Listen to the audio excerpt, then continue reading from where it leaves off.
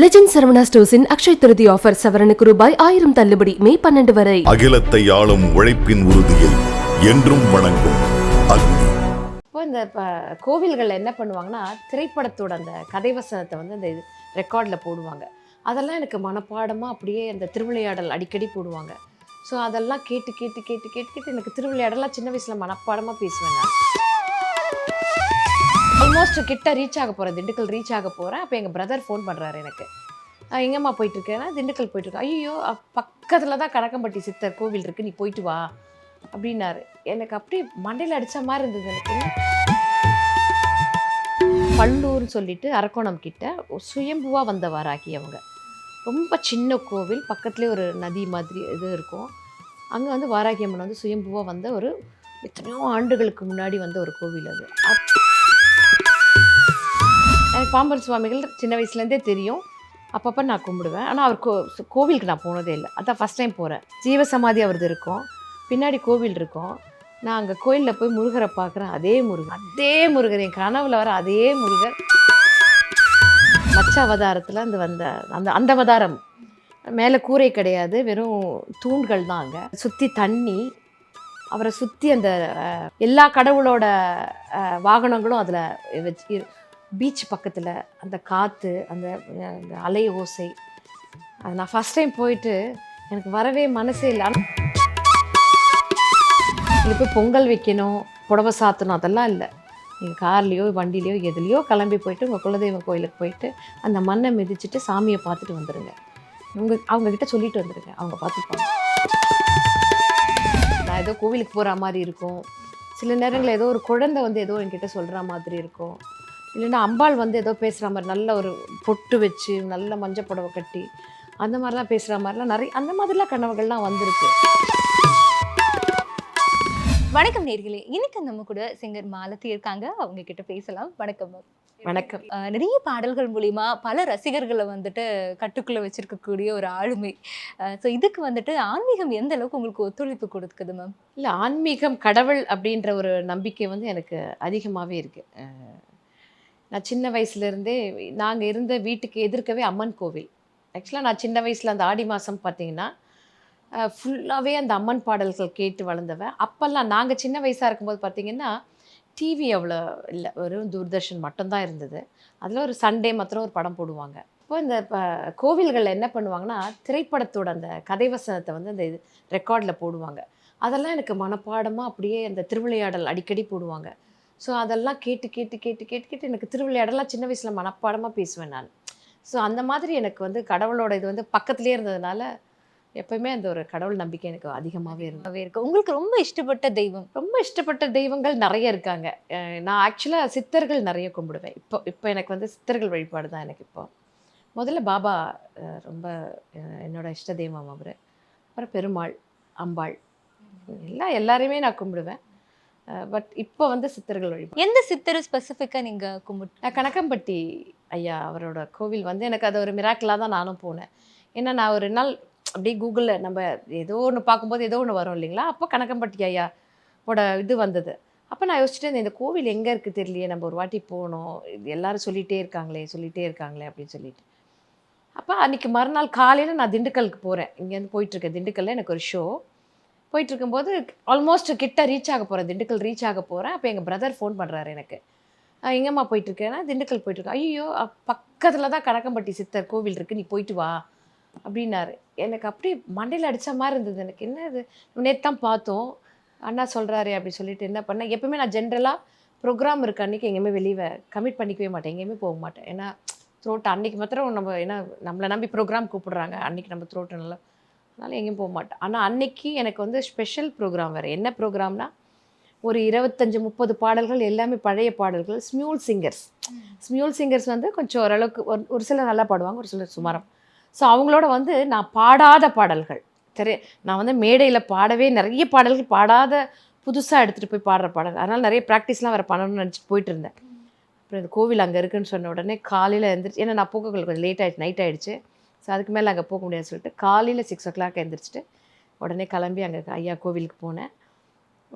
ரொம்ப அதான் நம்ம அங்கே உள்ளே போனதுக்கப்புறம் நம்மளாவே இருக்க மாட்டோம். அது உள்ளே போய் சாமியெல்லாம் அவரை கும்பிட்டுட்டு அவரை 10 நிமிஷம் தியானம் பண்ணிவிட்டு வெளியில் வந்த உடனே யாருன்னே தெரியாது ஒருத்தர் வெளியில் உள்ளேருந்து ஓடி வந்து, அம்மா அம்மா என்ன சாப்பிடாம போகிறீங்க, சாப்பிட்டு போங்க அப்படின்னாரு.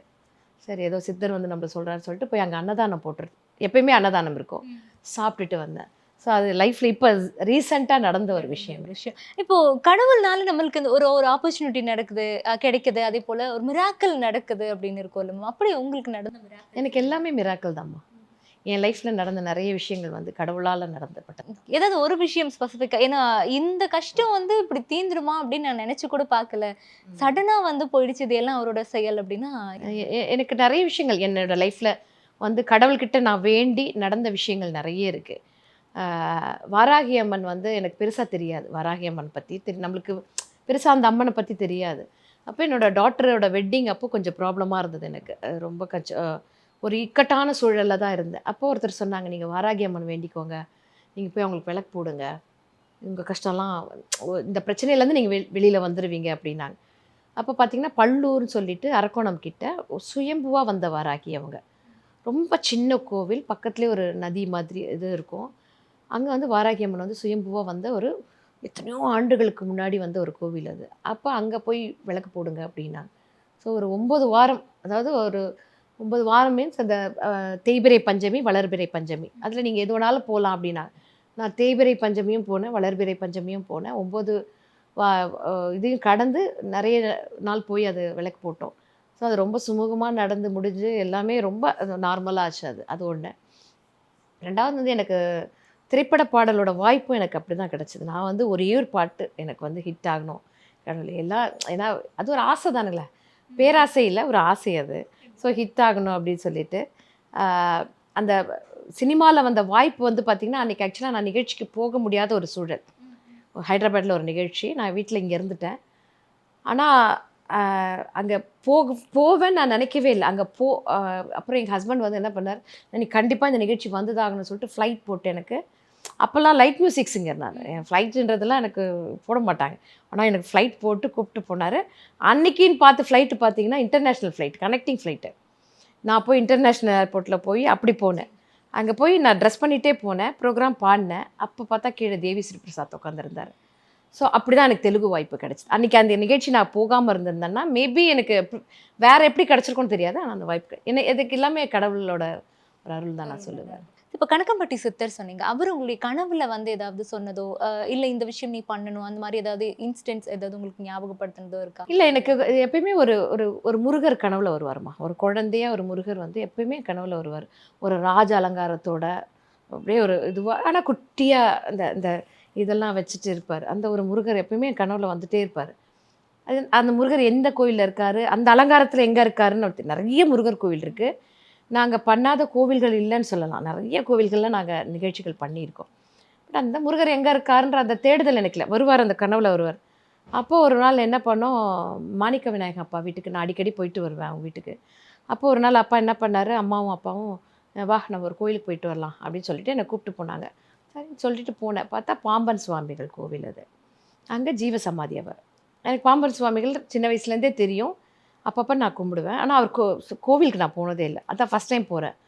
போனால் அவரோட ஜீவசமாதி முன்னாடி இருக்கும். அங்கே கோவிலில் நீங்கள் போயிருந்தீங்கன்னா திருவான்மியூரில் ஜீவசமாதி அவரது இருக்கும், பின்னாடி கோவில் இருக்கும்.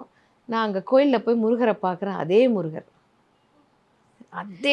என் கனவுல வர அதே முருகர் அதே அலங்காரத்தோடு இருக்கார். எனக்கு ஒரு சத்தியமாகவே அப்படி ஆச்சரியமாயிடுச்சு எனக்கு. ஏன்னா நான் அதுக்கு முன்னாடி அந்த கோவிலுக்கு நான் போனதில்லை, அந்த முருகர் அந்த அலங்காரம் பார்த்ததில்லை. ஸோ அந்த கனவுல வந்து அடிக்கடி எனக்கு அந்த ஒரு முடியும். ஸோ எனக்கு அப்போ அந்த அவங்களால போய் அந்த பாக்கியம் கிடைச்சிது. அதுக்கப்புறம் நான் அடிக்கடி அந்த கோவிலுக்கு போயிட்டு வர ஆரம்பிச்சேன். இப்போ கோவிலுக்கு போகிறது அப்படிங்கிறது ஒரு பக்கம் இருந்தாலும், சென்னைக்குள்ளே உங்களுக்கு ரொம்ப அடிக்கடி இப்போ டைம் இருக்கும்போதெல்லாம் நான் எங்கெங்கே போயிட்டு வந்துடுவேன், இதை விசிட் பண்ணிட்டு வந்துடுவேன்னு இருக்கிறோம்ல மேம். இப்போ சமீபத்தில் நாங்கள் ஒரு கோவில் பார்த்தோம்மா, ஈசிஆரில். அப்படி ஒரு கோவில், அந்த மாதிரி ஒரு கட்டமைப்பில் நான் எந்த கோயிலுமே நான் பார்க்கவே இல்லை. ஜென்ரலாக ஒரு கோபுரம் இருக்கும், உள்ள கருவறை இருக்கும், அம்பாள் இருப்பாங்க, முருகர் இருப்பார், விநாயகர். ஆனால் இது வந்து பார்த்திங்கன்னா மச்சையா கோவில் சொல்லிட்டு, மச்ச அவதாரத்தில் அந்த வந்த அந்த அவதாரம். மேலே கூரை கிடையாது, வெறும் தூண்கள் தான். அங்கே அவரை சுற்றி தண்ணி, அவரை சுற்றி அந்த எந்த கடவுளுக்கு ஒரு இது இருக்கும் இல்லைங்களா, முருகருக்கு மயில் மாதிரி, விநாயகருக்கு மூஞ்சூர் மாதிரி, எல்லா கடவுளோட வாகனங்களும் அதில் வச்சு, பீச் பக்கத்தில் அந்த காற்று, அந்த அலை ஓசை. அது நான் ஃபஸ்ட் டைம் போயிட்டு எனக்கு வரவே மனசே இல்லை. ஆனால் நாங்கள் ரொம்ப லேட்டாக போனோம், க்ளோசிங் டைம். ஆனால் இப்போ ஏதாவது ஒன்று அப்படின்னா நான் அடிக்கடி அங்கே போயிட்டு வரேன். என் ஃப்ரெண்ட்ஸுக்கெல்லாம் சொல்கிறேன், அதை தயவு செய்து போங்க. அந்த கோவில் ரொம்ப அமைதியான ஒரு கோவில், ரொம்ப அழகான கோவில். முடிஞ்சால் நேயர்கள் எல்லோரும் கூட அந்த கோவிலுக்கு போயிட்டு வாங்க. ஈசிஆரில் இருக்குது, மச்சையா டெம்பிள்னு போட்டாலே கூகுளில் வரும், போயிட்டு வாங்க. கண்டிப்பாக மேம், நீங்கள் சொன்னதுக்கப்புறம் நம்மளும் விசிட் பண்ணணும் அப்படிங்கிற ஒரு ஆர்வம் வருது. நீங்கள் வீட்டில் எந்த மாதிரியான பூஜை முறைகள்லாம் கடைப்பிடிக்கிறீங்க? ரெகுலராக இதுதான் அப்படின்றது இல்லைம்மா. ஏன்னா நான் ஒரு விசேஷ நாளில் வீட்டில் இருப்பேன், சில நேரம் இருக்க மாட்டேன். பட் எங்களோட பூஜை ரூமில் நான் இருக்கும்போது ஒரு 10 நிமிஷம் உட்காந்து அங்கே தியானம் பண்ணுற மாதிரி, விளக்கேற்றிட்டு உட்கார்ற மாதிரி சூழல் பார்த்துப்பேன். ஆனால் இதுதான் முறை, இப்படி தான் செய்யணும் அப்படின்றத நான் எப்போ வச்சுருக்கேன்னா என்னோடய ரிட்டையர்மெண்ட்டில் வச்சுருக்கேன். இப்படி எல்லாத்தையும், அதாவது விரத நாட்டில் கடைப்பிடிக்கணும். ஏன்னா நாங்கள் திடீர்னு ஃபாரின் போவோம், அங்கே போயிட்டு நான் எனக்கு இதுதான் வேணும், அதுதான் வேணும், நான் இப்படி தான் எனக்கு வேணும் நான் சொல்லவே முடியும். ஜென்ரலாகவே நான் அப்படி கேட்குற டைப் இல்லை. ஸோ அதனால் அதை நான் இன்னும் பெருசாக எடுத்துக்கல. பட் எங்கள் வீட்டில் பூஜை ரூம், ஒரு அழகான பூஜை ரூம் செட் பண்ணி வச்சுருக்கேன். செட் பண்ணியிருக்கீங்க. எப்பப்போ டைம் இருக்கோ அப்பப்போ மட்டும் சாமியை விசிட் பண்ணிக்கிறது வீட்டுக்குள்ளே? ஆமாம், காலையில் நான் டெய்லியே விளக்கேற்றுவேன், வெளியில் கூட விளக்கேற்றுவேன், வீட்டில் விளக்கேற்றிடுவேன். அந்த முறைகள் கரெக்டாக செஞ்சுருவேன். பட் ரொம்ப ஐதீகமாக இப்படி தான் இதுதான் டெய்லி பிரசாத் அப்படி என்னால் பண்ண முடியல. மேம், இப்போ ஒரு கோவில்களுக்கும் நீங்கள் போகும்போது இந்த கோவிலுக்கு போய் இந்த விஷயம் பண்ணிட்டு வாங்க, இது இன்னும் ரொம்ப நல்லா இருக்கும், ஒரு பரிகாரங்கள் அந்த மாதிரிலாம் சொல்லுவாங்களே, அப்படி நீங்கள் ஏதாவது பண்ணினது உண்டா? நிறைய பண்ணியிருக்கேன். ஃபஸ்ட்டெல்லாம் எனக்கு தெரியாது, குலதெய்வம் கோவிலுக்கு வந்து போய் வருஷம் வருஷம் பொங்கல் வைக்கணும் அன்றது தெரியாது. எப்போ எங்களுக்கு டைம் இருக்கோ அப்போ போவோம், 2 வருஷம் 3 வருஷம். ஆனால் இப்போ எதை நம்ம கும்பிடுறோமோ இல்லையோ, நம்ம குலதெய்வத்தை கண்டிப்பாக கும்பிடணும். நம்மளுக்கு ஏதோ ஒரு நல்லதோ, இல்லை நமக்கு ஏதோ ஒரு பிரச்சனையில் இருக்கும், இல்லை நம்மளுக்கு இங்கே போய் பொங்கல் வைக்கணும், அங்கே போய் அது புடவை சாத்தணும், அதெல்லாம் இல்லை. நீங்கள் கார்லேயோ வண்டிலேயோ எதுலேயோ கிளம்பி போயிட்டு உங்கள் குலதெய்வம் கோயிலுக்கு போயிட்டு அந்த மண்ணை மிதிச்சுட்டு சாமியை பார்த்துட்டு வந்துடுங்க. அவங்கக்கிட்ட சொல்லிட்டு வந்துடுங்க, அவங்க பார்த்துப்பாங்க எல்லாத்தையுமே. உங்களுடைய குலதெய்வம் எங்கே இருக்காங்க? மணப்பாக்கம் கன்னியம்மன் எங்கள் ஹஸ்பண்ட் சைடில். எங்கள் அப்பா சைடில் பார்த்திங்கன்னா ஊத்துக்காடு கன்னியம்மன். ஸோ ரெண்டுமே கன்னியம்மன் தான். பட் எங்களுக்கு மணப்பாக்கம் கன்னியம்மன். அந்த கோவிலில் அம்மன் எப்படி இருப்பாங்க, அது எப்படி பிரதிஷ்டையெல்லாம் பண்ணப்பட்டிருக்கு, அதை பற்றி சொல்லுங்கள். அம்மனுடைய அழகு எப்படி இருக்கும்? அம்மனுக்கு உருவமே இல்லை. அங்கே கல் தான், 7 கல் இருக்கும். அதுதான் கடவுளாக அங்கே வழிபடுறது. 7 கன்னிகளுக்கும் பார்த்திங்கன்னா நாங்கள் 7 பொங்கல் வைப்போம். அங்கே போனால் 7 பொங்கல். அவங்க ஹஸ்பண்ட் அம்மா அதுலேருந்து வந்ததுனால அந்த 7 பொங்கல் வைக்கிறது அங்கே முறை. சின்ன சின்ன சட்டியில் அழகாக வச்சு இது பண்ணுறது. உருவம்னு பார்த்தீங்கன்னா அங்கே அந்த கல் தான். இது அம்பாளா அப்படி அமர்ந்த மாதிரி புடவை கட்டி அப்படி இருக்க மாட்டாங்க. அவங்களுக்கு ஒரு சித்தாடை மாதிரி 7 சித்தாடை எடுத்துகிட்டு போவோம், 7 தேங்காய் எடுத்துகிட்டு போவோம். எல்லாமே 7 அங்கே. ஸோ அந்த மாதிரி கோவில் தான். மேலே கூரை கிடையாது அங்கேயும். சாதாரணமாக அந்த மரத்தோட இது தான் அங்கே படர்ந்துருக்கும். ரொம்ப பழைய கோவில். அங்கேயும் பார்த்திங்கன்னா பக்கத்தில் ஒரு ஆறு ஒன்று போகும். நல்லாயிருக்கும் அங்கே போயிட்டு நம்ம வர்றது. நான் ஏதாவது டைம் இருக்கும்போது அங்கே கோயிலுக்கு போயிட்டு வர்றது. ஆனால் இப்போ யோசிச்சிருக்கேன், ஒரு மாதத்தில் ஒரு வாட்டியாவது அடிக்கடி போயிட்டு வந்துடணும் அப்படின்னு சொல்லிட்டு. ஒருத்தருமே அவங்களுடைய அந்த கோவில் பற்றி சொல்லும்போது ஆன்மீகம் கலந்துருக்கும், ஆனால் உங்களதுல ரசனையும் சேர்ந்து கலந்துருக்கு. அதை எவ்வளோ ரசிக்கிறீங்க அப்படிங்கிறது நீங்கள் சொல்லும் பொழுது என்னால் அதை ஃபீல் பண்ண முடியுது, அந்த அளவுக்கு இருக்குது. இப்போ முருகர் கனவுல வருவாருன்னு சொன்னீங்களே, அவர் ஏதாவது சொன்னதுண்டா அவங்ககிட்ட? நான் ஏதோ கோவிலுக்கு போகிற மாதிரி இருக்கும், சில நேரங்களில் ஏதோ ஒரு குழந்தை ஏதோ என்கிட்ட சொல்கிற மாதிரி இருக்கும், இல்லைன்னா அம்பாள் ஏதோ பேசுகிற மாதிரி நல்ல ஒரு பொட்டு வச்சு நல்ல மஞ்சள் புடவை கட்டி அந்த மாதிரிலாம் பேசுகிற மாதிரிலாம் நிறைய அந்த மாதிரிலாம் கனவுகள்லாம் வந்திருக்கு. பட் என்ன சொன்னாங்க என்னன்றது எனக்கு பெருசாக ஞாபகங்கள் இல்லை எனக்கு. லெஜெண்ட் சரவணா ஸ்டோர்ஸின் அக்ஷய் திருதி ஆஃபர், சவரனுக்கு ரூபாய் 1000 தள்ளுபடி மே 12 வரை. அகிலத்தை ஆளும் உழைப்பின் உறுதியை என்றும் வணங்கும் அக்னி.